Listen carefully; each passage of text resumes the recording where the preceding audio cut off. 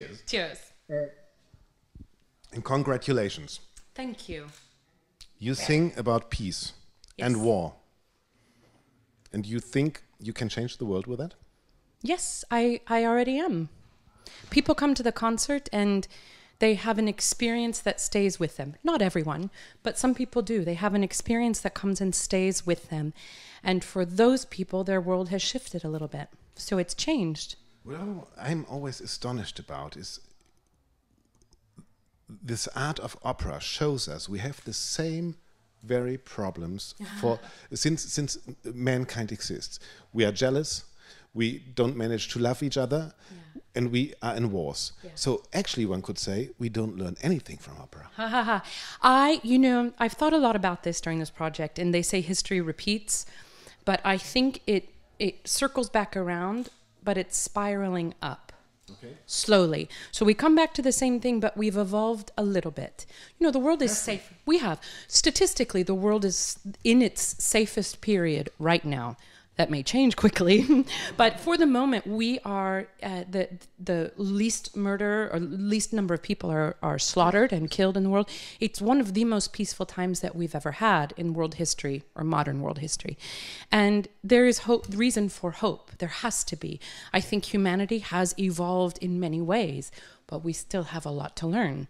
Music is the best teacher of all this titans of masterful composers that show us the possibility that's within each of us. We saw you on stage very moved, and of course us in Europe seeing what is going on in the States with Donald Trump and whatever, we always wish, or in Europe we expect as well of politicians to be cultured, because a cultured politics is perhaps politics which makes us live safer, isn't it?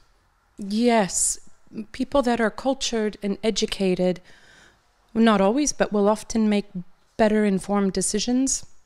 And they have access, again, to this idea of the best of humanity. They have access to something greater than themselves. People that are not cultured and narcissistic, with a capital N, are only thinking of themselves. It's an incredible time that we're living. So one says Donald Trump can concentrate for the most of 3 minutes, so a whole opera is much too long to him. So what aria would you send to him? What aria would I send to President Trump? I have to think about that. Cru de Furie, maybe? Okay. Of Handel. Piangerò. It's all Handel. Piangerò.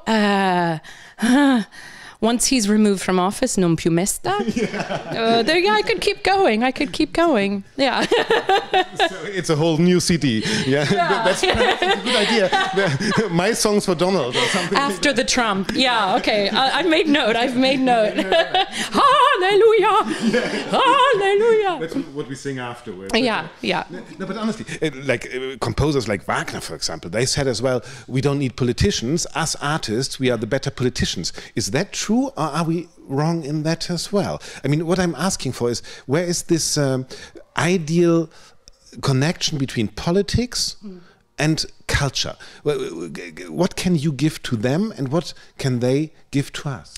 Well, I think politics are the logistical things, and things like true diplomacy have a real place, especially in today's world. Real diplomacy. I hope we have the leaders that will step up and actually remember what that is. But culture, I think, is the conscience of society. It's the conscience of those leaders, and perhaps more importantly, the people. I feel like it's the people who have also given up on culture and have also allowed themselves to fall asleep and just this all the time. You know, I'm not sure we're going to get it from the leaders and the politicians to bring us out of this. I think it's going to come from the artists. It's going to come from the people that start waking up and saying enough is enough. Which from far away in Europe we can see as well, that a weak government leads to strong artists in the States right now. Yeah. So the whole movement you're having there is due to the situation as well. It's true. They're completely tied, and this is a historical thing that we see over and over, right? It's a fine line, because I've thought about this a lot. This is a very strong and a current stance that I take with this project. I didn't start off this way, but the world shifting as it has, I feel like it's come to me more than anything, and I have to remember that my job and my calling is to be an artist. So I never want to go so far that I interfere with my music making and my ability to communicate with an audience. But on the other hand, more than a musician, I'm a citizen of this world. And this is not the time for me to be complacent and quiet. Last question, because perhaps we come to grips with that.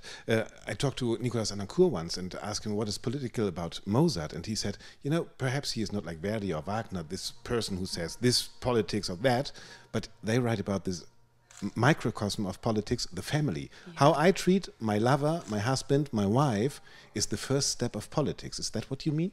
I do think that's actually very true, which is why Mozart's operas and music is so human, because if it doesn't start at an individual level and my circle around me, it will never translate into the world.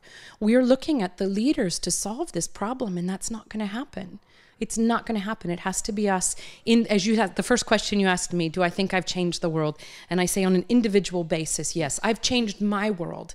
That's where our power lies. You change our worlds, and thank you very much for that. Thanks a lot, Joyce. Vielen Thanks Dank. a lot. Vielen Dank. Thank you. Dankeschön. Cheers. Cheers. Yes. Cheers. To a better world.